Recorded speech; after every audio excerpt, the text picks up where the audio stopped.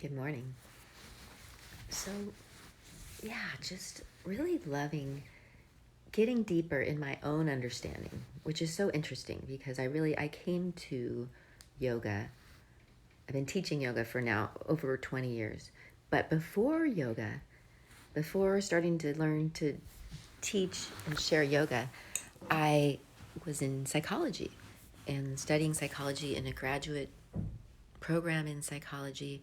And so I've always been so interested in our mental health, in how we learn, how we develop, and definitely how we heal, how we transform, and how we can be therapeutic, right, in dealing with ourselves and our inner stuff.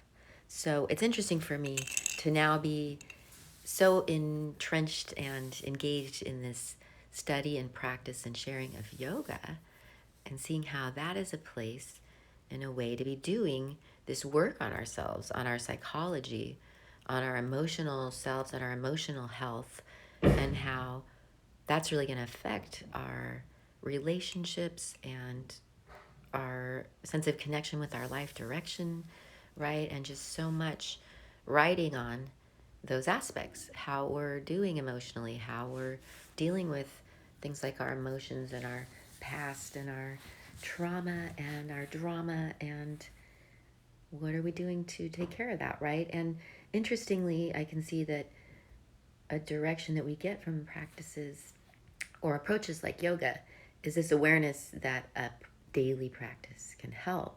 And that even if we're going to engage other practitioners and get help and get other types of maybe therapy to help ourselves emotionally, heal ourselves, that also what we learn from systems like yoga is that it becomes important to develop some practices that are going to help us do this work, right?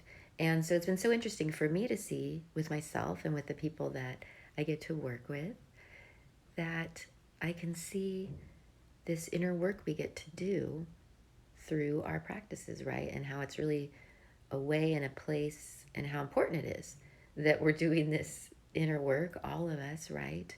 To keep noticing how we're doing, realizing how we're feeling, what sorts of feelings and emotions are going on, what sorts of thoughts are going through the mind, right? How we're using the mind, how we're handling that focus, and yeah, how that's playing into how we're feeling and how we're dealing not only with ourselves but with other people, right?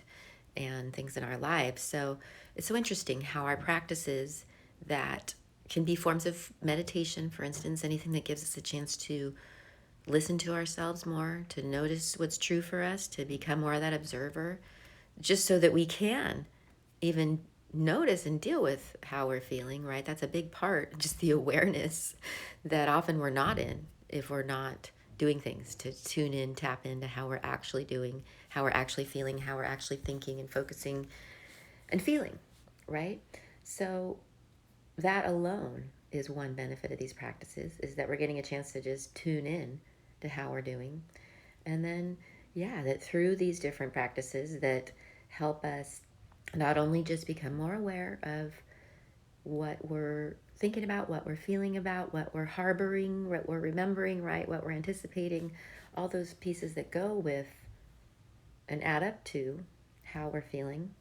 That when we're doing these things that help us, yeah, look within more, listen within more, notice how we're doing, and even, yeah, notice what sorts of past issues are tormenting us and what sorts of issues we're concerned about. That's all part of the therapy that we get from these practices that help us just, first of all, just tune in to what's true for us.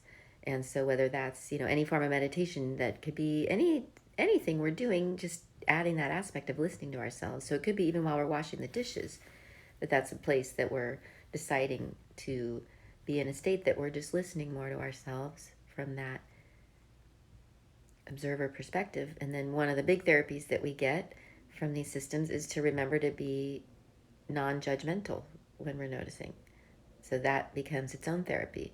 That perspective we're bringing in, that like, okay, this isn't good or bad or right or wrong. I'm simply noticing, So it's important because we're noticing. It helps us even realize what's going on for us. And then we can have some ways that we can start to deal with it with our practices, start to transmute it and transform it and shift and lift those things in various ways. But that awareness is important. And then that non judgment already starts to transmute it, right? And transform it, just bringing in that perspective.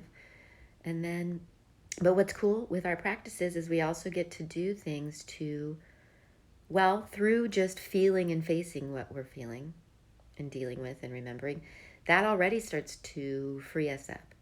Because as we let ourselves actually feel those things and face them and realize them, it helps free them up versus continuing to repress and suppress and hold them in and be out of our awareness and yet affecting us, right, from a place we're not even aware of. So, and this all comes from this video I made earlier, this like when we get squeezed in life, like Wayne Dyer has his story that we're like an orange, and when we get squeezed, whatever's within us is going to come out.